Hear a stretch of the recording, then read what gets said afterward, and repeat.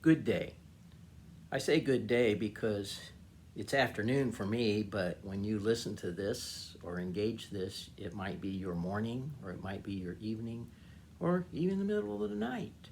Hey, if you have insomnia, here's a tip. Listen to me teach. I hope it's not that bad. I hope it's positive. Today this is Pastor Rick with Bethel Community Church for him and his. And we are continuing our weekly Bible study series entitled Unload Your Burdens. And we have been we are focusing on a few of the burdens that we tend to carry in this life. And maybe we are carrying these burdens more on our shoulders than we really need to. Today's focus for unloading our burden is on unloading the burden of weariness, tiredness, okay? So I've got a little aid here to help me along the way. It's not Darth Vader or anything, it's just a sound maker. And various comments like that will be heard throughout this discussion. So let's take a look at Psalms 23, verse 2, a part of the 23rd Psalm, which you are very familiar with. This portion of the 23rd Psalm in verse 2 says, "He makes me lie down in green pastures. He leads me beside quiet waters." Now, the way the Message puts it is a little more contemporary, but it means the same thing, so I'll share that with you as well. It says, "You have bedded me down in lush meadows. You find me quiet pools to drink from." So either way you look at it, it's a very peaceful time that is pictured in which God places us there. And as you will recall, as you read through the 23rd Psalm, that it is based on an analogy of us being sheep and of God as being likened to our shepherd and our very, very good shepherd. And as I said in the last Bible study, I do not find it flattering, yeah, to be considered to be like sheep, okay? Because I've had some bad experience with sheep and I don't have an appreciation for their intelligence or for their neediness. But yet I do find it comforting and reassuring in this sense. I like that we are compared to sheep in the fact that it emphasizes that God takes care of us in our weakness and in our incompetency and in our need, in our inadequacy, in our helplessness.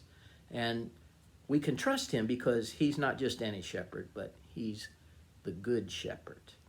And in particular, in relevant to today's Bible study, we are focusing on the fact that he takes care of us, including when we are weary. The term used here is that he maketh us to lie down in green pastures. The sense of that word in the original language is that he enables our rest. He sets it up. He makes it happen.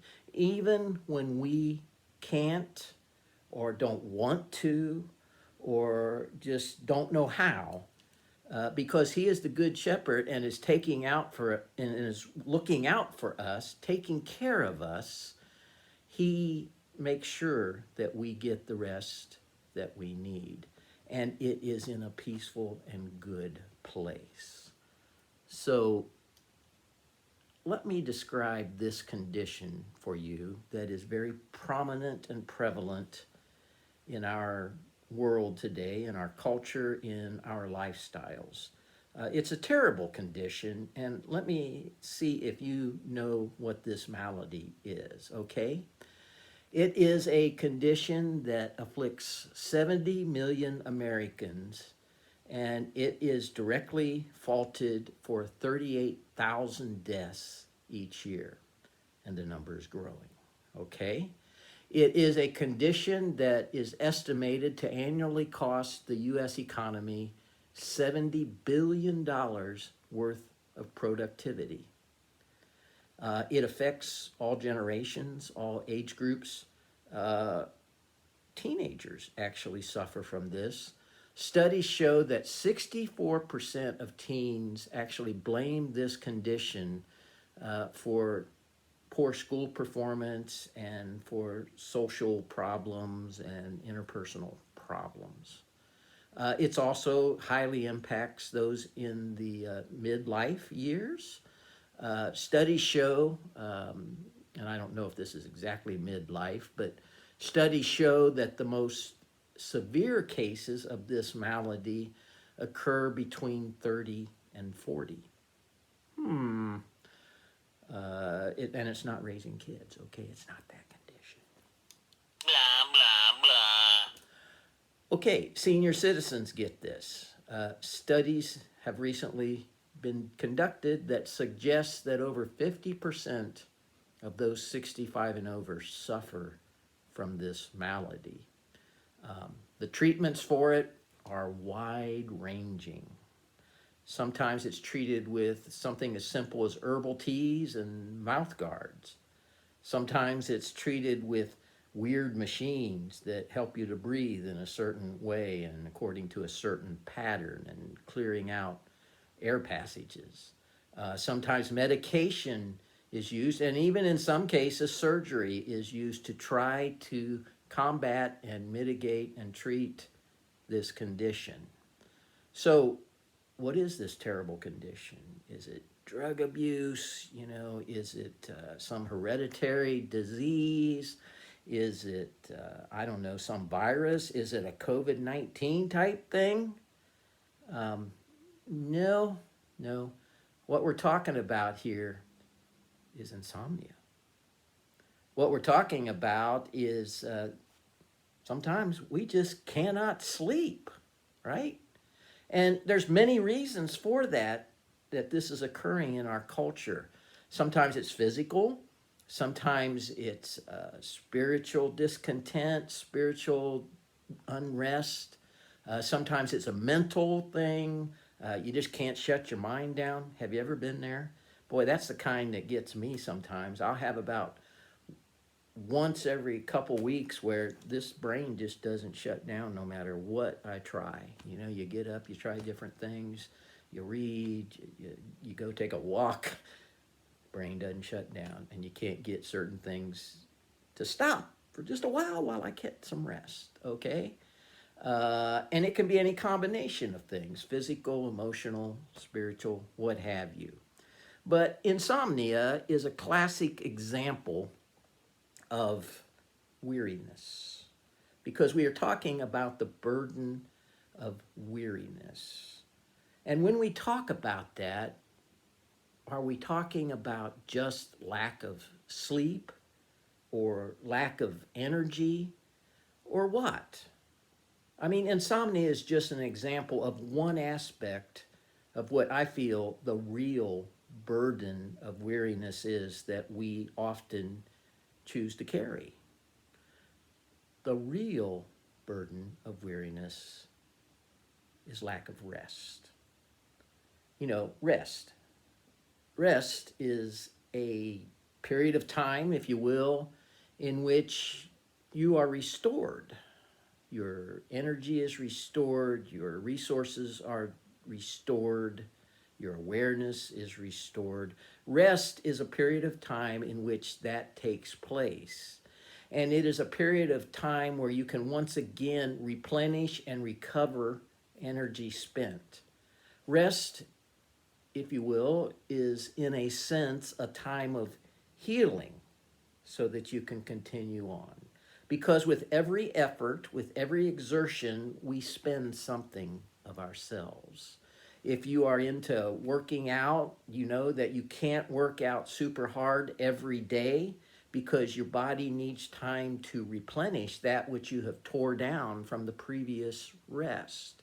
And so you have hard days and then milder days, or you have a hard day and then a day of rest in between workouts, because that's what you need for your body.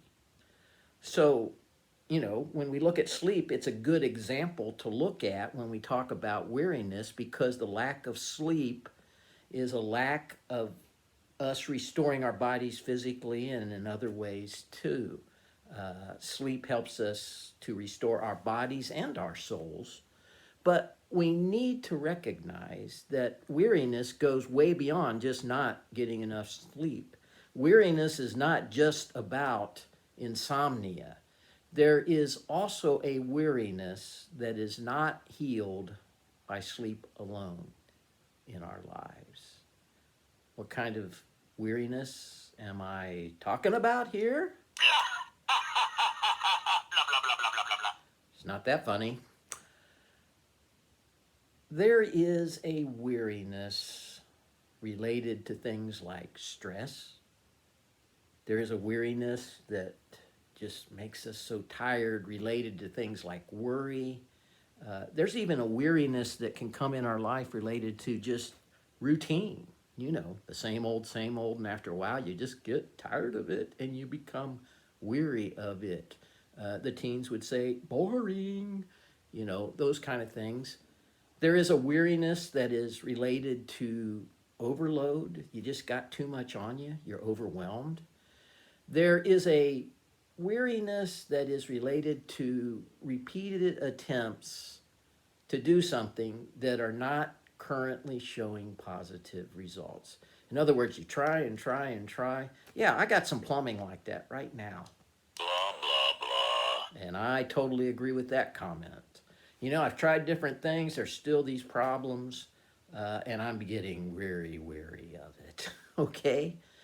There is a weariness that is associated with frustrations that make us tired and weary. So it's not just about lack of sleep or even lack of physical rest, but it's about a lack of rest in vital areas of our life, both physical, emotional, spiritual, and mental. And that impacts the weariness of our soul. Okay, so here's the thing when we start talking about weariness, okay, and the burden of weariness. If you are like me, and unfortunately for you, sometimes you may have more hair, you may be more handsome, more pretty, certainly more pretty. But, if you're like me, when somebody starts talking to you about, hey, you're weary and you need to rest, you start blowing them off. You start putting it kind of out to the side. Okay, I've heard this before and I know I got to do this, but in reality, I can't stop. I got to continue on doing the stuff I'm doing. And you're right. Just because you're weary doesn't mean you stop showing up for work, on Wednesday morning or Friday morning or Saturday or whatever it might be. Just because you're weary doesn't mean that you set down the responsibilities that you have because, hey, I'm just too tired. What if a mother, who's taking care of, let's say, 3 or 4 children that are very young, says, you know what, I'm weary today, so I'm not going to show up. You guys take care of it. All right? Well, that wouldn't work, would it? Your reasoning is, when I talk about weariness and you need to let go of the burden of weariness, your reasoning is like mine. Well, hey, everybody's tired and everybody gets weary, so just suck it up because this is just a part of this life that we must live. Right? Well,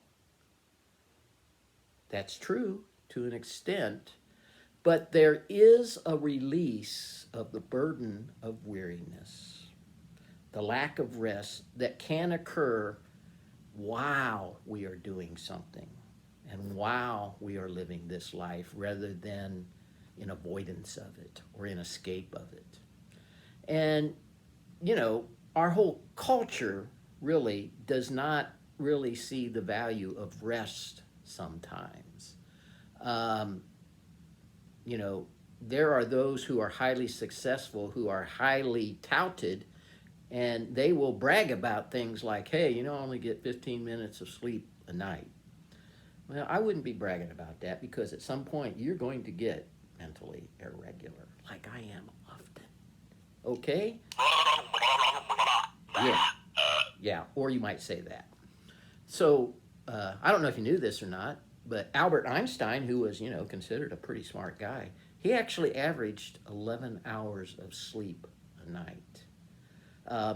Just some trivia for you. In 1910, the average American rested or slept 9 hours a night. 9 hours of sleep a night. And today, you know what our average is? 6.5. So a big difference there. So you know what? Just in being a part of at least the American culture, and there are exceptions to this, I'm sure, but the average American culture says that we are tired because we don't rest, we don't sleep. Let me, share how this came home to me actually a little bit recently. We're in the process of moving our residence to a new place, and it's kind of a long, drawn-out thing, and it's yeah, it's not real fun, but it just has to be that way. And one of the things we're doing is shopping for new mattresses. Now, folks, a mattress is low on my priorities. Okay, my personal priorities. I'm the kind of guy that could sleep on the same mattress my entire live-long life, and probably would. But, I am married to a lovely lady who is a little more conscious of the value of rest and how that value of restful sleep can be greatly enhanced by an appropriate mattress. So, we're going out shopping for a mattress, and I'm having a heart attack because I'm thinking, a couple, $300. Well, this is not that day, my friends, and I am shocked at the cost of some of these mattresses. They are more like what I would have considered paying for a decent used car. I mean, but, the sales guys and stuff and a lot of people, see the value that they add to your life. I mean, these things can actually change your life, right? Because now you are sleeping better, and so just write the check, Rick. Just write the check, okay? So there is, this portion of you that are like me that says rest will come when rest will come. And then there are the wiser folks of you who see the value and priority of rest because it restores and regenerates and strengthens and heals to fight the next day. And I can't argue with that wisdom. We look at God Almighty himself. He took a day off, right? In the Genesis account of creation, on the seventh day, he rested. Now, I'm not suggesting that he needed to rest. I am saying I think he did that by way of example to us as his sheep, as his creation, to say to us, that's how important it is. Even in the process of creation, you need your rest, buddy. You need your rest. So then we look in the 10 Commandments. God kind of built into our system and into our human schedule a weekly day of rest. He built it in right from the get-go and made it a part of the 10 Commandments. You know the commandment, remember the Sabbath, to keep it holy. And one of the ways that we keep it holy, besides worshiping him and focusing on him, is not just by going to church, but also by resting in him and taking our mind and our energy and our focus off of all the stuff of normal life for just a while, just a day, to rest in his goodness, to rest in the arms and the guidance of the Good Shepherd. And so we read, remember, in Psalms 23:2, he makes us lie down. He makes me to lie down in green pastures. He leads me beside quiet waters. So here's a big hint, big takeaway. but it's not blah, blah, blah. This is good stuff, okay? God takes the lead in assuring or in providing or giving opportunity for rest, even when we don't. He is very interested in our rest. And here's a takeaway. Our ability to rest will determine how successful we are in being able to unload the burden of weariness. Did you catch that? Our ability to rest and accept the rest that God gives us and provides for us if we will take it will determine our ability to unload the burden of weariness. The burden of weariness can be destructive. The burden of weariness can shut you down. The burden of weariness can take away the joy that God wants you to have. The burden of weariness can literally make you not have much fun. Okay? And we want to have fun. So, how do we typically, in and of ourselves, attack this problem? How do we look at the burden of weariness we have, and what actions do we typically on our own take to try to address these? Well, there's probably many. You could mention things like hobbies, you could mention things like diversions, entertainment, all those things. I just want to focus on maybe three, okay?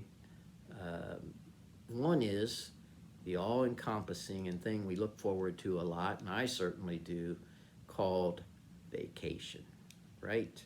One of my favorite, maybe it shouldn't be, but I love the vacation movies with Chevy Chase in them. Those things are crazy, and they're kind of funny because he's always looking forward, and the family's looking forward to all these vacations, and then they become kind of everything but a vacation, right? They become stressful, and they become kind of catastrophic for them in many ways. But we address our weariness by this practice, which I love, by the way, called vacation. It's getting away. And, I'm definitely not opposed to that. Sometimes such is just the thing the doctor ordered. But the problem with vacations is that when you really need them, often they're not really available. Either you can't get off work, or you don't have the money to really have a vacation, or, it's just not feasible during this time in your life when you need it the most. And, sometimes our vacations, honestly, are not really restful. Because that's what should be the purpose of a vacation, to rest us in some way. Maybe not physically, but to restore us, restore our spirit, to restore our minds, to restore our, our energies and resources and all that. And so we go on vacation sometimes, and they turn out just to be the opposite of that. Have you ever gone on a vacation, and when you got back, you thought, man, now I need a vacation? Sometimes that happens. Right. So vacations are cool, but they're not always the answer, and they're certainly not always available. I mean, probably for most of us, if we wanted to depend upon vacations as a primary tool to unload the burden of weariness, we'd have to go on a vacation about every 2 weeks. And I don't know of any job where you can do that. Even those who are saying to me, yeah, retirement. No, you work. I know you do. I know you guys. Another typical way we unload the burden of weariness in and of ourselves is through escape. Just get out of Dodge. Just let all the burdens and responsibilities go and get away from them. And ignore everything that's causing you to be weary, okay? That takes your energy and thought and focus and isn't pleasant or has some stress to it. And, there's value in temporary escapes. There really is, because sometimes it is good to just set it aside for just a period of time on a temporary basis. But, the problem is you set it aside, but then when you come back, it's still there. Nothing's happened. Sometimes it does. I used to be a manager of many development projects in my secular job, and sometimes there was problems come up, and I knew the ebb and flow of changes at the upper management decision level. And sometimes I would let something ride on purpose because I knew if I did, it would go through about 3 cycles of change and then wind up back where it was when it began. I laugh at that because that works sometimes. You just got to have the skill of ducking the right people at the right time until it all falls together. But temporary escapes can be helpful, but here's a tendency with temporary escapes. They have a tendency to easily evolve into permanent escapes. I, as a pastor, I have to admit, one of my grave concerns about all the COVID-19 challenges that has taken place is the fact that for some people, they have, kind of shut themselves away from church, or, kind of not been as engaged, or they are participating online. And I'm great with all that. But it can become very easy to lose the mindset that church isn't about just me, but it's about serving him and his in a community of faith, face to face and person to person. And so, sometimes that involves energy. It involves sometimes stress. Sometimes it involves, giving of yourself. And so when you escape from that type of worship environment, sometimes it can become so comfortable that you mistake that for peace, and you mistake that for what your mission is, and the escape becomes permanent. So that's a fear, and I think that's a tendency of all escape strategies in dealing with releasing the burden of weariness in our life, is that when we escape, the issue is still there when we come back, or it's going to remain unresolved or undone. And it becomes easier to realize I don't want to deal with it anymore, even though it might be vital and important, and you might be the only one that God has to use for the way he wants to work that out.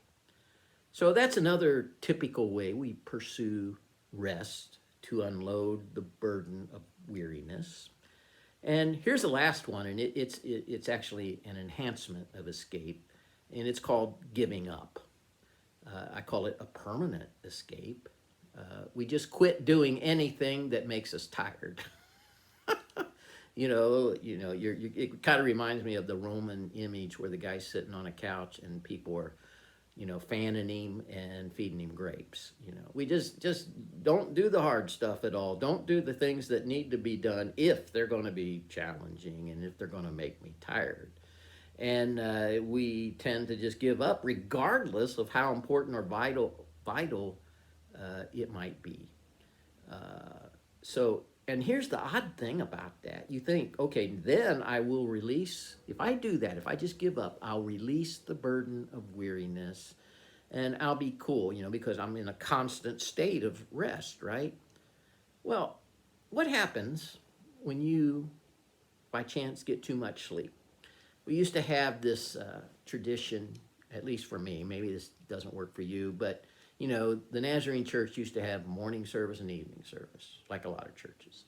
And so we had this famous practice that went on among many families called the Naz nap, right? So somewhere around after you ate the big Sunday dinner, you made your way to a couch or someplace comfortable, maybe a hammock outside. Am I painting a good picture here? And you took a nap for an hour or two, and it felt so good. Well, it did at the time, but in my case, at least, what I found was then that night, I'd go to bed, I'd be tired, and then about 1 o'clock, And you try to count the sheep that we are compared to, and it just got boring and it never puts you to sleep. And you got restless. So here's the thing about too much rest and escaping, that which God has called you and wants you to do, and instead just saying, I'm going to avoid the burden of weariness, of getting tired, because I won't do anything, or I'll do as minimal as possible. What happens is you become restless. And restlessness is the opposite of rest. Restlessness is unused energy, or energy that is there but it has no direction and no purpose. And I'm thinking that kind of restlessness is more burdensome even than the weariness, than the burden of weariness itself. I don't know. What do you think? That's just my thoughts. So, all this being said, brings us to this. As a follower of Christ, as his disciple, because that's what a follower of Christ is, how can we unload the burden of weariness in a way that is pleasing to him, in accordance with his plan and his will? Well, first off, you gotta understand, okay? You gotta get this. Blood to the blood to the blah, blah, blah. That wasn't helpful. You gotta get this, that any of our own methods we choose to unload weariness on our own, in and of ourselves, and we've mentioned just a few of them, 3 things we mentioned. Any of those methods will really prove to be inadequate in and of themselves, because the burden of weariness is not fully resolved by just resting our body or just resting our mind. That's a part of the process, but it's not fully relieved by just doing the things that focus on those resources within our living alone. Escaping challenge and responsibility, or giving up. None of the... So sorry for the disruption in the video. I ran out of storage space on my camera. Let me wrap this up. So any of the means we come up with in and of ourselves are possible helps to unload our burden of weariness. But in the end, the best way to unload our weariness without giving up the responsibilities that we should carry, and without doing the things that we should do, are found in God's Word. Matthew 11:29 says, "Take my yoke upon you and learn from me, for I am gentle and humble in heart, and you will find rest for your souls." What is the solution to the burden of weariness? Rest. And the best rest is that which comes for your soul. The real burden of weariness is not the tiredness that we experience. The real burden of weariness is us doing our stuff instead of his stuff. It is us doing our stuff in our way rather than doing his stuff in his way. Because when we aren't focused on doing what he wants us to do and doing it in his way, and instead are focused just on what we want to do and mostly doing it our way, we take on more burden than we were ever intended to carry. And the burden of weariness becomes much, much heavier. Remember, he's the good shepherd, and he makes us, or he enables us to lie down in green pastures and give us rest. When we take his yoke upon us, that is his assignment, his means of carrying the load, then we are able to carry that load because he has given us that assignment. And it's not just about us, but it is all about him. And so he will bear that burden of weariness with us. And so we're not trying to carry it on our own, but we're carrying it in his strength and with his resource and with his total and complete blessing. So, do you want to unload the burden of weariness? The best way to do it is to purpose in your heart that the stuff you do, that is your activity, your work, your projects, that the stuff that you do, the work or activity that makes you weary and tired in the first place, is in reality the stuff he would have you to do. It is in reality his yoke that he has placed upon you. And the emphasis of the yoke being talked about, because he says it fits us so well, is it is perfectly fitting. Because he gives us stuff to do that we are suited to do. When we take on that which he hasn't given us, when we don't consult him about the things that we do and the responsibilities that we choose to accept and the projects and the tasks and the activity that we do, if it's not the stuff that he is in our lives, then it's going to be a lot tougher. And we're going to get weary a lot faster, and the burden of weariness will bear down upon us more. But when our stuff is his stuff, he shares that load, and in fact, he carries that load. His yoke is his equipping. It is his assignment to you. So take that yoke upon you and let him teach you, and he will give rest that you really need for your soul. If you will do that, you will find the best rest, the rest for your soul. I'm going to share this last scripture with you, and I'll let you go. 1 Peter 5:7. Cast all your anxiety on him because he cares for you. I encourage you this day to sharpen your casting skills. Okay, and I'm not talking about fishing. Oh my goodness. I am a terrible caster. That hook can go an amazing amount of places other than where I want it to go, including the back of my shirt.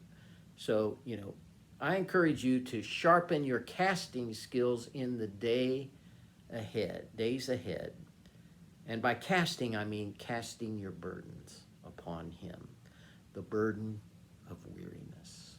As you feel the weight of the world coming down on you at some point in the very near future, and then you kind of feel like, that guy Atlas that's holding up the world, that mythological figure that's got the weight of the world on his shoulders. As you feel the weight of that coming down upon you, practice giving it over, casting it, tossing it to God, and letting him carry it. And if it's a weight that you shouldn't be carrying, then he'll let you know. And if it's a weight that you should be carrying, he will take it from you and relieve you of the burden of weariness. This is Pastor Rick. I'm with Bethel Community Church. I am for him and his, and I hope this study has been a help and will be a help for you in unloading the burden of weariness. May God bless you.